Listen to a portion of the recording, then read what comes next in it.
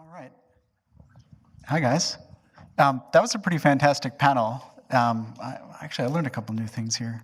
We're going to pivot a little bit and talk a little bit more about practices. I'm the practices section of today's thing.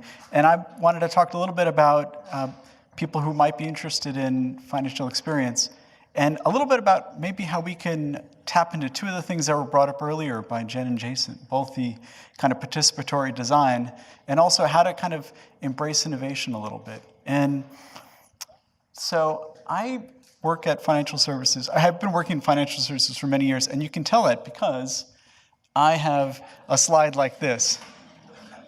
So I want to note, just everyone, this is copyrighted, so back off.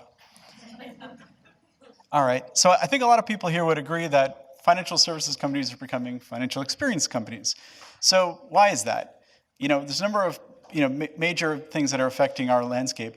Things like commodification, open architecture. People are selling the same products from point A to point B.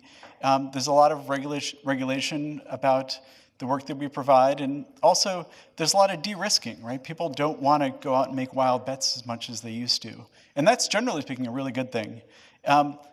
What's interesting though is that what are you going to compete on, right? If you're not going to make wild bets because I got a hunch about a certain stock, or on the other hand, you're going to take some really risky approaches, how are you actually going to win in the marketplace? And so what a number of companies have figured out, and I think probably why we have this conference here today, is that the experience really matters. And so the question that I keep getting asked is that if we're all turning into experience companies, is why is UX as hard as it is? Why isn't it just kind of like the biggest paradise of user experience of all of the industries? And I think it's a couple questions for that, but it's really interesting because I hear the same questions over and over again. And one of them is, why do user experience people and designers, why are they always coming in too late? Why can't we start at the beginning? And I thought that was a really interesting question.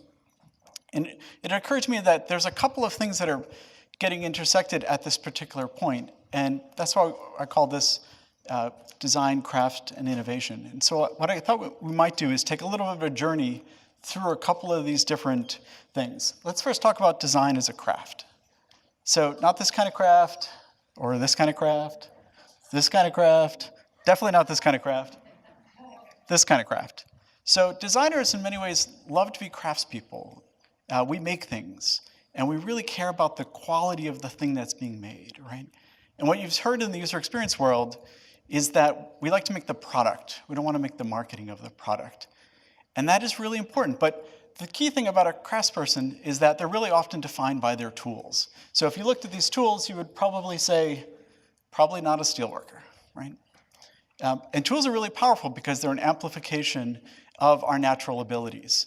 But, as you guys have heard, is that tools also constrain us. And so one of the things I wanted to do is poke a little bit about some of the tools that we use as designers. We've got digital tools, we've got our process, we've got a whole bunch of things like that. So, and I don't want to say in any way that craftsmanship is bad, because actually it's really great. And ultimately, when you get to the final product, it's the craftsmanship that causes you to succeed or not. So I'd love to show you a couple of craftsperson products.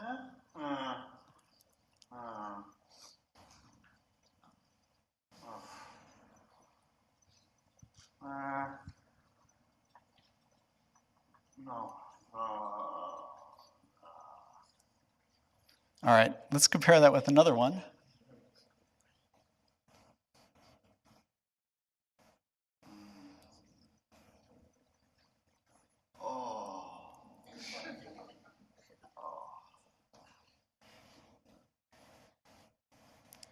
So this is from a YouTube reviewer of audio equipment who rates the equipment entirely on the feel of the knobs. And it's wordless, although there's some grunting. What I love about this is because this is essentially the ultimate commodified product. They're all kind of these rectangular black boxes. And generally speaking, people don't know what's inside those black boxes. So they only have a couple of touch points that they can feel. And as this person, who's clearly a serious audiophile, really notices, like, it actually matters, like what that actual interface is. And in some ways, I think that's a little bit like the work that we do, right? Very often it's not actually the picking of the stocks or the fine print about the overdraft fees and so on. We're really focused on the overall experience. And that's ultimately, once you get to the final product, is what's going to differentiate you. The problem is that when we try to make these bigger jumps, the I word, innovation, because there's kind of a different mindset that plays out there that I think often conflicts a bit with the craftsmanship impulse. And so when people think of innovation, they often think of this guy. See, I'm not here, Chuck. All right? I got ideas all day long. I can't control. It's like they come charging in. I can't even fight them if I want to, Okay, here's an example. Watch out. Stand back. This is Bill. Idea to eliminate garbage. Edible paper. See? Eat it. It's gone. Eat it. It's out of there. No garbage. So Michael Keaton's got this innovation thing nailed down.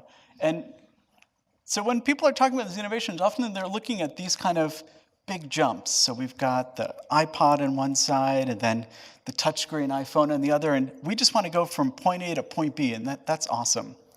But that's often a really big jump for people. And I wanted to note this. I'll be the second person to bring up this Henry Ford quote. I also love this quote because it's pretty conclusive he didn't say it. So what I love about this is that cars weren't new. The first practical car was a steam-driven thing. It's older than America. Ford didn't even make the first American production line. That was Ransom Olds of Oldsmobile. He had one great idea. This is an actual quote. And so this is just looking a little bit at the economics of it. When he started out, Oldsmobile was cheaper, but he focused on one thing, which was making it cheap. And he really, really did that very well. And that's, in many ways, why he's famous today. And so in some cases, when people say innovation, like that Horse's quote, really what they mean is just really great execution of somebody else's idea. So next time someone brings it up, please feel free to bring that up. So on the other hand, we have products like the No. And I don't know if you guys are familiar with this. This is a digital textbook, allows you to take notes. It was this beautiful two kind of touchscreen clamshell design. Came out the same year as the iPad, unfortunately for them. There was $94 million invested in this company. It was eventually written down. That's kind of that's a lot of money, at least in my book. And what's fascinating about that is that ultimately it's something they could have known beforehand. But when you go and you build a product first and then try and find a market afterwards, you really struggle. And that's something this whole group of people could have avoided. So one of the questions we've been asked, earlier about startups is, how do we be more like a startup? And unfortunately, the fact is that a lot of times you don't want to be like a startup because we only tend to think of the startups that succeed, but many, many of them don't. What's the number one reason that startups fail? And I'll tell you that number 2 is running out of money. So this is based on a survey from a venture capital company of a whole bunch of startups that failed. The number one most common reason was there was no need for the product. And I think that's such a fascinating idea because, this group of people got all their dev builds, they got their Scrum teams together, they got their sprints, they had really great coffee and all of that stuff. And then they get to the market and boom, no one really cares. And so what I was hoping to talk about a little bit today is how we might actually develop some techniques to close that gap. How do we answer if the idea is any good? Because if we're going to jump in and do innovation, we really want to make sure that we're jumping in the right direction. So back to the original question that I'm given is, how come user experience people get in early enough at the beginning? And I think people sort of think of the project kickoff as kind of being this kind of mystical event. But really, for a lot of people, it's a very different, unformed element. And this is where the craftspersonship impulse kind of conflicts a little bit with how things happen. So I think we all agree that UX loves process, UX loves diagrams, and UX loves diagrams about process. And here's a great one from the UPA. And it's a poster, and you read it at the top, and then you jump to the bottom to start. So But if you look at something like this, you notice it's fairly complicated. There's a lot of steps, and all of these elements are really good. But if you're at a very early stage where someone has a very rough idea, and you show up and say, I'd love to help you, but it's going to take a team of 5 people in 4 weeks to 2 months in order to evaluate your idea, you're going to find yourself not being as busy as you could, not being as early as you'd like to be. And we talked about the double diamond process. Another thing I would note here is that it's often kind of implied that the project starts when the UX people kind of get involved. And I think that's fascinating, but when we think about how projects get created, how products get created, often there's a really informal time earlier in the process. And the key thing is just that there's not one process, right? There's some projects we invent the future, and some we make the project suck less. Which, sucking less is not bad. I mean, this guy made a lot of money making things suck more. But the thing about when making things suck less is it's in some ways very easy because you know how they suck. And so you can just make it suck less, and that's better. But how do you evaluate ideas that are much more undefined, if it's something that's kind of a rough idea that someone has? And the hard part about this double diamond process is that actually most of the time the ideas start way earlier. Someone has an idea, maybe it's an individual designer, maybe it's a business person, but it's often kind of just like a little idea they walk around telling people for, it could be 6 months, it could be years that they've been kind of working on this little idea. And how might we use our tools to give some value earlier in the process? People talk about speed to market, and that's a common reason that people talk about not doing research. But on the other hand, I think we can bring a little bit of value if we start talking more about speed to learning. So how quickly can you go and take this idea and learn from it? So you don't want to be like the No company where you got all the way to market and then found out that actually it turns out that a lot of schools don't have a ton of money to spend on devices for their students. And maybe students would rather not spend $1,000 on a product when they can get an iPad for $500. Or even just kind of bring it locally. Where I live over in Brookline, we had this great pizza place called Jimmy's, and it was replaced by this really interesting startup. And the place was gorgeous. Walked in there, had a great experience talking with the people there, and then some months later, it shut down and isn't operating anymore. I have no inside information to this, but I would note that this is the most expensive way to go test a product and market. So when we think about things like MVP, this is the kind of stuff that we should be careful for, because this does happen. So what are some of the other ways that we can think about MVP? And this is the one little thing I wanted to kind of add to your toolbox, as craftspeople, is that we often think about UX as kind of the design of the product, and then marketing is something you do afterwards. And in some ways, there's this weird parallel where we've got usability testing, and then there's market research, as if they're kind of two different things. But obviously, if you do enough usability testing, you're doing market research. And if you do enough market research in a detailed fashion, you'll get user testing. So I wonder if we could kind of break those down a little bit. And it turns out there is a place where they do that, and that place is called Kickstarter. Kickstarter is a place where you have an idea, and you need to convince people to give you money, and with no other contact.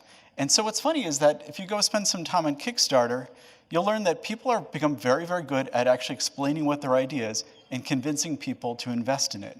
And how different is that than someone who's kind of an entrepreneur and is trying to build a new product inside of a company?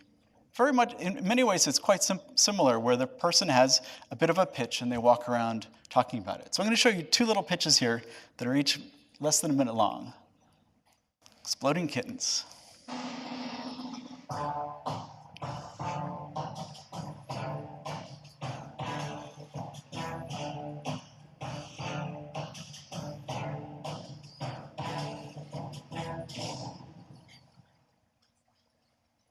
Hi there, my name is Matthew Inman. I make the oatmeal, and this is Yvonne Lee and Shane Small. They make really cool games. The 3 of us got together and created a new card game called Exploding Kittens. Here's how the game works. You set our deck of cards face down and take turns drawing until one of you draws the Exploding Kitten card. Whoever draws the Exploding Kitten card explodes, they are dead, and they are out of the game. Unless that player has the defuse card, which can defuse the kittens using things like laser pointers, kitten therapy, and cat and leaves. All right. So that goes on for a little bit more, but the key thing to know is that the person in this case just went and kind of explained what their product was. The world doesn't need another card game, but they decided that they needed to. I'm going to go jump over the next one, which is a similar product, but done in a little bit different story.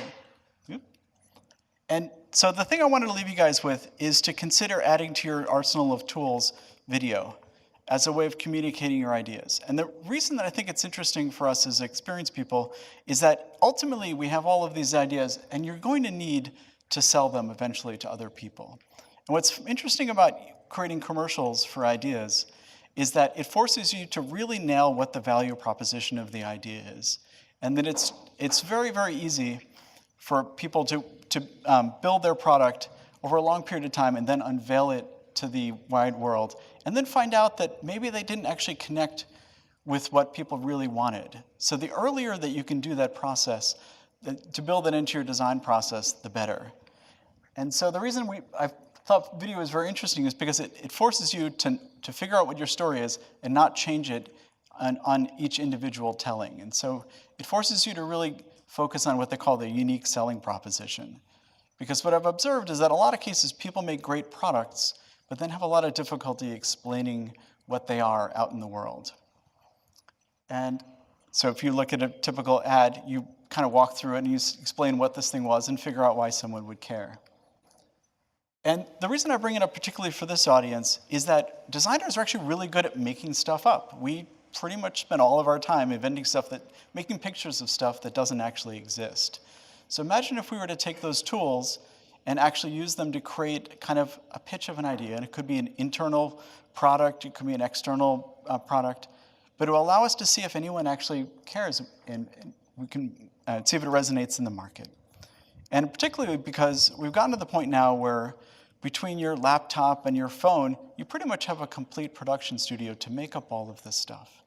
And if you were to marry that with some of the other tools, for example, the ability to get, you saw that that video had some nice little background music, very easy to get these days, stock photography. You could even find companies that will allow you to mix in your digital products into a video. Oh look, it's the FXD website.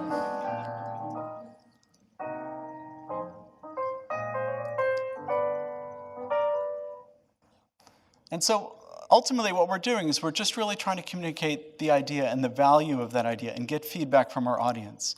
And it requires us to work a little bit differently. We're focused on speed to learning.